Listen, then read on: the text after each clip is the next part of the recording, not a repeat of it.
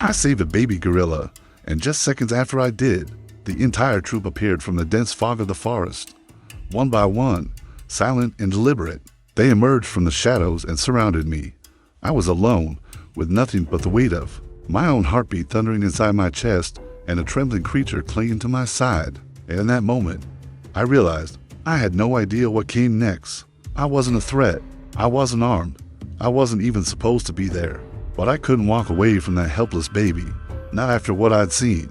Its tiny body had been tangled in a mess of nylon cords, discarded like trash in the middle of a poacher's trail.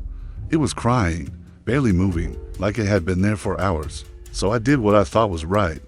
I stepped off the marked path and into the unknown, into the wild, and I freed it. I thought I was doing something good. I thought I was saving a life. But what I didn't know was, that life wasn't mine to touch. They didn't roar. They didn't scream. They didn't rush me. But the silence, that cold, heavy silence, was louder than anything I've ever heard. Their eyes locked onto me like they were trying to understand what I'd done, or maybe deciding if I'd live to regret it. I was crouched there, frozen, with a baby gorilla shaking in my arms and a dozen giants surrounding me. Their leader, massive and calm, took a single step forward, and in that step, my entire world collapsed into fear. Not just because of what he might do, but because of what I didn't understand. Why weren't they attacking? Why didn't they take the baby and vanish? Why did they all just stop? I should have run, but I couldn't. My legs wouldn't work. My thoughts were racing, screaming at me to do something. Anything, but all I could do was stare into the eyes of something I'd spent my whole life being told to avoid. I wasn't in a zoo. I wasn't watching a documentary. This was real, raw, and I knew, if I made one wrong move, that forest might become my grave dot. And yet, what happened next didn't make sense, at least not in any way I'd ever imagined. It didn't fit the rules. It didn't match the fear, because when he finally reached me, he didn't do what I feared. He did something that would stay with me for the rest of my life. But why? Why didn't they see me as a threat? Why didn't they rip me apart for touching one of their own? And how could a moment that began with so much fear end in a way no one, not even me, could have predicted? That's what I'm here to tell you, because what happened that day in the heart of the jungle changed everything I thought I knew, not just about animals, but about trust and about myself. Hey, before we dive into this story, I just want to thank you for being here and taking the time to listen. It really means a lot. If you haven't already, make sure to hit that like button and subscribe to the channel Victims of Nature. That way, you won't miss any of the unbelievable stories we bring here. This one's special. Now let me take you back to the moment it all happened. A moment I'll never forget. He was no ordinary forest guide. Jake Miller had an easygoing smile, though his eyes carried the weight of someone who'd seen more than a fair share of raw wilderness, and not all of it beautiful. He'd grown up visiting his uncle's lodge on the edge of a vast Central African rainforest, where the air was thick with humidity, the smells of earth and foliage pressing in like living walls. Jake learned young how quickly nature could shift, from calm to chaos, like a promise broken in an instant. As he got older, those childhood visits turned into a full-time mission, protecting wildlife and documenting the lives of creatures most people only saw behind screens. He was brave enough to stare at lions through a camera lens, cautious enough to carry an antidote kit for snake bites, and devoted enough to spend hours at hidden watering holes, hoping to glimpse the shy pangolin. He believed deeply in coexistence. He believed in respect, and he believed that sometimes you had to risk everything to save a life. The morning he walked into that particular patch of forest, the dawn light was filtered through leaves so thick the world below stayed in perpetual twilight. There was a chattering in the trees, birds tuning up for the day, and every breath felt like drinking in centuries of growth. Jake had been hiking another researcher and cameraman team through the bush. His role, as always, was to clear the way, check for signs of snares, track any disturbances. He moved steadily, scanning the leafy floor for snapped vines, fresh footprints, the faintest hum of broken branches. He discovered poacher snares before, freed animals before, but never something like what he would find near that bend. Dotted was shortly after they passed a narrow creek, the water whispering over stones. That Jake spotted it, a tiny bundle of black fur curled around itself, trapped in an old nylon snare hidden under mud. He dropped to his knees, heart twisting as he saw the fur trembling with life. The innocent eyes of that baby gorilla looked up at him, wide, bewildered, terrified. He'd only ever seen gorillas from a distance, but here, so close, he could practically feel the thump of its heart against its chest. He took a deep breath, knelt, and spoke softly, the words almost lost in his own racing thoughts. "Hey, little one, I've got you." Relief and fear flooded him. Relief because this creature still lived. Fear because they were in poacher territory, and saving a gorilla now meant risking a confrontation far more dangerous than flowing rivers or venomous snakes. As he began carefully loosening the snare, sweat beaded his forehead despite the cool of the morning. He knew every experienced guide knew that disturbing the natural order could have consequences, especially with gorillas. They were protective, intelligent, fierce, but this baby, caught and helpless, to Jake felt more like a child than a wild animal. He couldn't walk away. At the same time, he was painfully aware that even the quickest rescue could look like a threat to those nearby. The forest seemed to hold its breath. The birds fell silent. His team waited behind him, respectfully distant, trusting his judgment, but equally anxious. Step by careful step, Jake unwound the cord. The baby's little hand, dark and small as a fist, brushed his finger before it fell limp. Jake held it close to his chest. Feeling its frail weight, it blinked at him, blinking again as the world went sideways, its belly full of cuts, its strength nearly gone. He strapped the God-sent creature to his chest with his jacket, knowing he had to move fast. But also, he couldn't ignore the silence around him, as if the forest itself was watching. He raised his eyes and realized that he'd triggered something deeper. Eyes, not just from his own team, but from beyond. Branches rustled. There was a movement, deliberate, quiet, and the feeling that he had just intruded on something precious. Jake paused. The baby groaned softly. He brushed the kid's head and whispered, "I've got you." He took a step back, then another, and motioned for his team to follow. But before they could, the forest seemed to collapse around them. Leaves shifted. The giant form stepped out. Adults, silverbacks, females. A dozen of them towering, powerful, their presence so commanding it pressed against his ribs. He froze. The baby gripped him tighter, maybe sensing the danger. Maybe sensing Jake needed that grip as much as he did. His limbs trembled. He tried to breathe slow, keep his voice low, easy. He said, but there was no sense in words now. That moment expanded into an eternity in his mind as the troop encircled him, standing protectively around the baby. He felt the tension in their muscles, the weight of their gaze. He imagined all the things they could do. He remembered advice from researchers: never show fear. But where do you hide fear when there's nothing left of you but fear? He felt naked in front of those animals, and he realized even calm rationality would sound hollow if they decided he didn't belong here. Still, he didn't flinch. He kept his hands visible. He kept the baby safe. He trusted what he had done. He trusted himself. In that charged stillness, he saw the leader step forward, a massive presence, gray hair shimmering in the filtered light, eyes intelligent and unreadable. Jake thought it would strike, or sniff him and then annihilate him. He braced himself. Every second stretched. The world was gone. All sound, all light, except the beating of the gorilla's heart nearby and his own. He didn't know it yet. He had no clue what would come next, but in that moment, he realized that this was the true test. Not freeing the baby, not getting back to camp safely. The test was whether he could earn their trust or whether they would make him pay for his audacity. And as the leader stood there studying him, Jake felt the ground shift beneath him, not just physically, but in the very meaning of his life's work. This was no longer about rescue. It was about understanding, and maybe it would become about survival. But the rest would come. Let me know when you're ready. And then I'll take you deeper into that moment when the troop decided what kind of creature Jake really was. The stillness was suffocating. Jake stood at the heart of the circle, the weight of primal instinct pressing in from every angle. No voice in his head could guide him now. No manual, no wildlife training, no emergency protocol had ever prepared him for being the lone human in the eye of a gorilla storm. Every sound felt amplified. The crunch of leaves beneath massive feet, the soft groan of shifting branches, even the trembling breath of the infant clinging to his chest. The air was thick, damp, almost metallic. The forest felt smaller, closed in, like the very trees had pulled tighter around the clearing, turning it into a natural coliseum. The gorillas had formed a perfect perimeter, not attacking, not retreating, just watching, The silverback stood directly in front of Jake now, not the tallest of the troop, but easily the most imposing. The way he carried his body, the sheer control behind each movement, it was impossible to ignore that this animal, right now, was in complete command. His broad chest rose and fell slowly, and his eyes, those deep, dark eyes, never left Jake's. There was something ancient in them, something calculating, not wild rage, not blind instinct, something else, a recognition or maybe a judgment.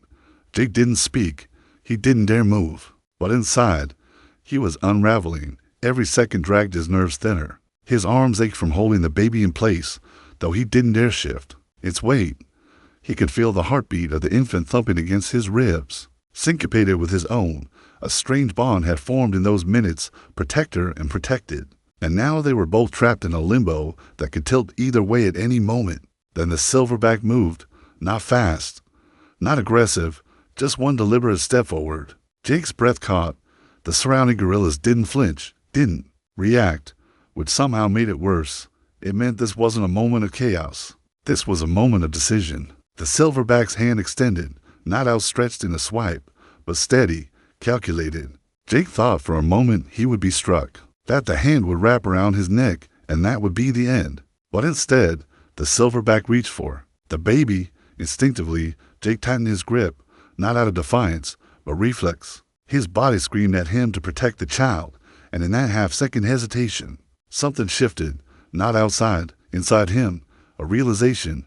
This wasn't a rescue anymore. This was a return. He relaxed his grip, slowly unzipped his jacket, and let the tiny creature slide into the waiting arms of the silverback. The baby gave a soft cry, confused but no longer in pain, and the silverback responded with a low, rumbling vocalization, deep and resonant, filled with something Jake didn't expect. Gentleness. And then the shock came. The silverback didn't turn away. He didn't step back into the forest. Instead, he remained, holding the baby close to his chest, eyes locked on Jake's. And then he did something no textbook had ever recorded, no documentary had captured. He extended his other hand, not toward the baby, but toward Jake, open, still, waiting. Jake blinked, unsure if what he was seeing was real. It wasn't a demand. It wasn't a test. It felt like an invitation. Slowly, cautiously, he lifted his hand and placed it gently against the gorilla's palm. The contact was brief, just a few seconds, but in those seconds, the world collapsed and rebuilt itself, not in noise, not in action, but in meaning. The silverback grunted once, low and final, and pulled his hand back. Then, in absolute silence, he turned and walked back into the trees, baby cradled in his arm, vanishing into the green. One by one, the others followed. No aggression, no panic, just a slow, deliberate retreat. The circle dissolved as quickly as it had formed, until Jake was alone again in the clearing, breathless, knees weak, surrounded only by the echoes of what had just taken place. His team approached from the edge of the trees, cautiously, eyes wide, unsure whether to speak or just process. None of them had dared interfere. None of them had even lifted a camera. What had just happened didn't belong in a lens. It belonged in memory. It belonged in something older, deeper than language. Jake didn't speak right away. He just stood there, staring at the space where the silverback had been, feeling the heat of his palms still lingering from that impossible touch. It was then he noticed something small on the ground, a shape in the leaves, darker than the rest. He bent down and picked it up. It was a scrap of torn cloth. His cloth, from the jacket he'd used to wrap the baby. But there was something else with it, a smooth, polished stone, oval-shaped, pale gray. Clearly not from the forest floor. It had been placed there, deliberately, left behind. He didn't say it aloud, but he knew. It was a gesture, a mark, an offering, a sign of respect. He didn't know what to call it, but it was something. The hike back was silent, not somber, reverent. Even the birds seemed quieter, as if the forest itself had exhaled. Back at camp, the team began writing reports, sending updates to the conservation center. Jake sat alone at the edge of the firelight, turning the stone over in his fingers, feeling the weight of what had happened settle into his bones. He had crossed a boundary, not just physical, but spiritual. He had stepped into a world that wasn't his, broken a rule, and instead of punishment, He'd been met with something that felt terrifying and sacred all at once. He didn't sleep that night. His mind kept replaying every detail, not out of fear anymore, but disbelief, wonder. He understood, finally, that the silence of the guerrillas hadn't been about threat. It had been about choice. They had seen him, tested him, and found something worth responding to. Now, in the quiet that followed, one question began forming at the edge of his thoughts. A question that wouldn't leave him. A question that pulsed with more urgency than any danger he'd faced. Why him? And as the stars drifted across the sky above the canopy, Jake realized the final part of this story hadn't happened yet. Something remained unfinished. Something waiting just beyond the tree's dot in the days that followed. Jake's world slowed down, not in motion, but in perception. Every moment felt more deliberate, every sound more vivid. The jungle was no longer just terrain. It was a presence, an entity that had revealed a fragment of itself and then withdrawn, leaving him marked in a way no scar could ever do. He stayed near the conservation post for the rest of the week, not out of fear, but out of reverence. He didn't want to leave just yet. There was something sacred about remaining close, as if parting too soon would break the fragile thread that still tied him to what had happened. He walked the forest, with quieter steps now, not because he feared danger, but because he no longer felt like a visitor. He felt, seen Dot at night, by the fire. He would hold the stone, the same stone left behind by the silverback, and turn it in his hand, tracing the smooth surface with his thumb. He didn't talk about it much. His team had witnessed enough to understand the gravity of the encounter, but even so, none of them could fully grasp what he felt. It wasn't about bravado. It wasn't about survival. It was something more primal, something that reached back through generations, through instinct and emotion and unspoken understanding. The kind of moment that left you changed, and not always in ways you could explain. On the seventh morning, as the sun bled gold through the canopy, Jake returned to the trail, the same one where everything had unfolded. His steps were slow, thoughtful, every turn of the path heavy with memory, but he wasn't there to relive the moment. He was there to let it go, to honor it, to offer something back. Deep in the forest, where the air grew thick with mist and the trees formed their cathedral-like vaults overhead, he found the same clearing. It looked untouched, as if time had chosen to freeze this one place. He knelt, placed the stone on the ground where he'd stood days before, and whispered a wordless farewell. There was no ceremony, no need, just the silence of the jungle embracing his gesture. Back at camp, he packed his things. His contract was ending. He'd be flown out in 2 days. Part of him wanted to stay, to follow the silverback's trail, to understand more. But the deeper part of him, the part that had touched another species' trust, knew that seeking more would only dishonor what had been freely given. Sometimes, understanding meant knowing when to step away. Jake returned home changed, not in the flashy way that makes headlines, but in the quieter, deeper way that alters how you see everything around you. The buzz of city life didn't bother him. It just felt thinner, like the world had layers most people couldn't see. He kept the jacket torn and stained, and sometimes, when no one was around, he'd run his fingers along that frayed patch where the baby gorilla had clung to him. It grounded him. It reminded him that trust was not something you demanded. It was something you earned, slowly, silently, and with your whole being. He didn't rush back into the field. For the first time in years, he paused. He began visiting schools, sharing his knowledge with children, not through tales of danger, but through stories of connection, of respect, of listening. He spoke about the intelligence of the wild, about the power of silence and the courage it takes to be still when your instincts scream at you to run. And when they asked, as they always did, if he was afraid that day, he'd smile gently and say, "Yes, but fear didn't control me. It reminded me I was alive." And then trust did the rest. 1 year later, he received a call from a fellow researcher still stationed near that same forest. The troop had been spotted again, healthy, thriving, and the baby, now walking, playing, growing, or a small scrap of fabric knotted around its arm like a bracelet. Red and gray, a piece of the jacket. Jake didn't cry. He smiled, a quiet, full smile that carried a lifetime of meaning. The connection hadn't ended. It had evolved, continued.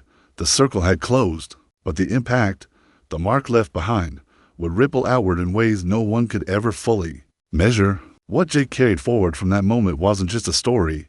It was a reminder. that even in the deepest wild, even across the chasm of species and instinct, understanding is possible. But it comes not through force, not through dominance, but through humility, through presence, through being willing to stand still when everything inside you begs you to flee. And maybe, just maybe, that's what the world needs more of. So now I ask you, what would you have done if you were there, surrounded, terrified, heart pounding in your chest? Would you have trusted enough to stay still? Would you have handed over that baby? Would you have looked into the eyes of something wild and seen yourself in them? Let me know in the comments what you felt, what you would have done, and if this story moved you, even just a little. Make sure you hit that like button and subscribe to our channel, Victims of Nature. We have more stories like this, raw, emotional, unforgettable, coming your way. And just so we're clear, this story you just heard, it's a work of fiction, a crafted narrative designed to make you feel, think, reflect. If you ever find yourself in a situation involving wild animals, please don't try to replicate any part of what you've heard. Nature is unpredictable. It demands respect and caution. Always follow expert guidance and safety protocols. Thanks for listening, and never forget, some of the most powerful moments in life are the ones we don't plan for.